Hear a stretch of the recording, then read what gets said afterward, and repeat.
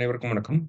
நம்ம daily prelims and mains point of வியூல 5 questions current அஃபேர்ஸ்ல இருந்து பார்க்குறோம். இன்னைக்கு என்ன கொஸ்டின்ஸ் இருக்கு அப்படிங்கிறத பார்ப்போம். First one, who in constituent assembly proposed replacing the phrase not later than 6 weeks with as soon as possible regarding the time limit for president to give assent or return a bill for reconsideration அப்படி சொல்லி கொடுத்துருக்காங்க. அதாவது ஒரு மசோதா வந்து குடியரசுத் தலைவர் கைக்கு போச்சு அப்படின்னா அவரு 6 வாரங்களுக்கு மிகாமல் அந்த பதில சொல்லணும் அப்படிங்கிற ஒரு வார்த்தை தான் இருந்துச்சு. சரிங்களா? 6 வாரத்துக்கு மிகாம இருக்கணும் அப்படின்னு சொல்லி. இந்த மாரி ஒரு டைம் லிமிட் அப்படிங்கிறது இருந்துச்சு. சரிங்களா? 6 வாரம் அப்படிங்கிற ஒரு டைம் லிமிட் இருந்துச்சு. ஆனா, ஒரு சில உறுப்பினர்கள் அதற்கு எதிராக குரல் கொடுத்தனால, அம்பேத்கர் அவர்கள் என்ன பண்ணியிருப்பாருன்னா, நாட் லேட்டர் தேன் 6 வீக்ஸ்ன்னு இருக்கிறதுக்கு பதிலா, அஸ் சூன் அஸ் பாசிபிள்ன்னு சொல்லி மாத்திக்கலாம்னு சொல்லி ஒரு முன்வழிவு பண்ணியிருப்பாரு. சரிங்களா? ப்ரொப்போஸ் பண்ணியிருப்பாரு. அதனால தான் நாட் லேட்டர் தேன் 6 வீக்ஸ் அப்பயே டைம் லிமிட் அப்படிங்கிறது இருந்துச்சு டிராஃப்ட் கான்ஸ்டிடியூஷன்ல. ஆனா, உறுப்பினர்களுடைய எதிர்ப்பின் காரணமாக அந்த நாட் லேட்டர் தேன் 6 வீக்ஸ் அப்படிங்கிறத அஸ் சூன் அஸ் பாசிபிள் அப்படின்னு சொல்லி நமக்கு மாத்திருப்பாங்க. சரிங்களா? ஸோ இந்த ஒரு டெர்ம முன்மொழிஞ்சது யாரு? அஸ் சூன் அஸ் பாசிபிள்ன்ற அந்த வார்த்தையை முன்மொழிந்தது யார் அப்படின்னு பார்த்தீங்கன்னா, அம்பேத்கர் அவர்கள் தான். Doctor B.R.. அம்பேத்கர் அவர்கள். சரியா? அடுத்தது, who in the constituent assembly proposed that when a bill is returned under article 111 or 200 and is repassed by the parliament or legislature, the president or governor must be bound to give their assent அப்படின்னு சொல்லி கொடுத்துருக்காங்க. அதாவது president குடியரசுத் தலைவர் கைக்கு ஒரு மசோதா வந்து போகுது. போனதுக்கு அப்புறமா அவங்க திருப்பி அனுப்புறாங்க. திருப்பி அனுப்புனதுக்கு அப்புறமா சட்டமன்றமோ, பாராளுமன்றமோ அத மறுபடியும் சட்டத்தை இயற்றி அப்படியே அனுப்புறப்ப என்ன ஆகுது? கவர்னரோ, பிரசிடென்ட்டோ அதுக்கு ஒப்புதல் தரணும் அப்படிங்கிறது. கட்டாயம் ஒப்புதல் தரணும் அப்படிங்கிற இந்த ஒரு விஷயத்த முன்மொழிஞ்சது யாரு? இத ப்ரொப்போஸ் பண்ணது யாரு அப்படின்னு பார்த்தீங்கன்னா, ஜெயப்பிரகாஷ் நாராயணன் அவர். சரிங்களா? ஸோ ஆப்ஷன் ஏ அப்படிங்கிறது தான் கரெக்ட்.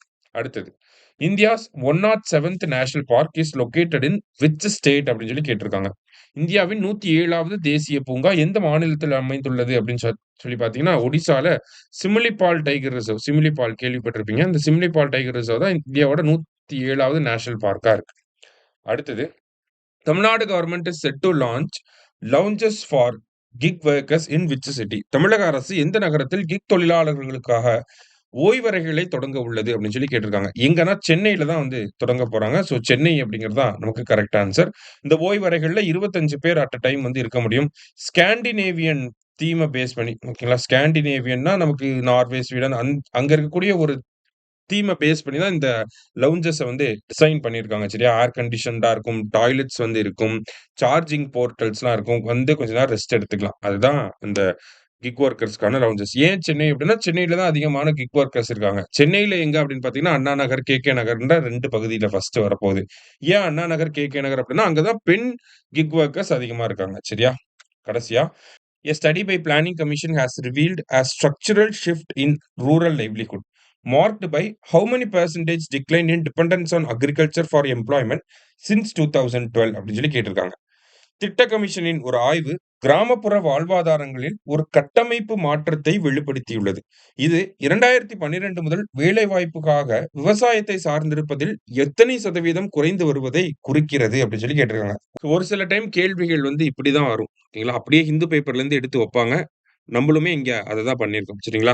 ஸோ என்ன சொல்ல வராங்க அப்படின்னு பார்த்தீங்கன்னா, 2012லிருந்து பார்த்தீங்கன்னா, அக்ரிகல்ச்சர சார்ந்து இருக்கக்கூடிய வேலை வாய்ப்புகள் அப்படிங்கிறது, அக்ரிகல்ச்சர சார்ந்து வேலைக்கு போறவங்க அப்படிங்கிறது கம்மியாயிட்டே வருது. அக்ரிகல்ச்சர விட்டுட்டு கன்ஸ்ட்ரக்ஷனு, மேனுஃபேக்சரிங், சர்வீஸ் செக்டார நோக்கி மக்கள் போக ஆரம்பிச்சுட்டாங்க. அது எவ்வளோ பெர்சன்டேஜ் டிக்ளைன் ஆயிருக்கு அப்படிங்கிறது தான் கேள்வி. எவ்வளோ பெர்சன்டேஜ் டிக்ளைன் ஆயிருக்குன்னா 20% சரியா? 20% டிக்ளைன் ஆயிருக்கு. 2012லிருந்து பார்க்குறப்ப, நமக்கு விவசாயத்துக்கு வேலைக்கு போற ஆட்கள் வந்து கம்மியாயிருக்காங்க. 20% கம்மியாயிட்டு எங்க வேலைக்கு போறாங்க? சர்வீஸ் செக்டார், மேனுஃபேக்சரிங், கன்ஸ்ட்ரக்ஷன் சொல்லி வேலைக்கு போறாங்க. அதுதான் இந்த கேள்வி. சரிங்களா? எவ்வளோ பெர்சன்டேஜ் விவசாயத்துக்கு வேலைக்கு போறது கம்மியாயிருக்குன்னா 20% கம்மியாயிருக்கு. சிம்பிளா. சரியா? ஆனா கேள்வி இந்த மாரி பெருசா கேட்கறதுக்கு வாய்ப்புகள் இருக்கு. ஏன்னா இந்த பேப்பர்ல இருந்து அப்படியே எடுத்து வச்சிருப்பாங்க. சரியா? சோ இன்னைக்கு 5 கொஸ்டின்ஸ் பார்த்திருக்கோம். Thank you. Suresh IAS academy வெற்றியின் முகவரி.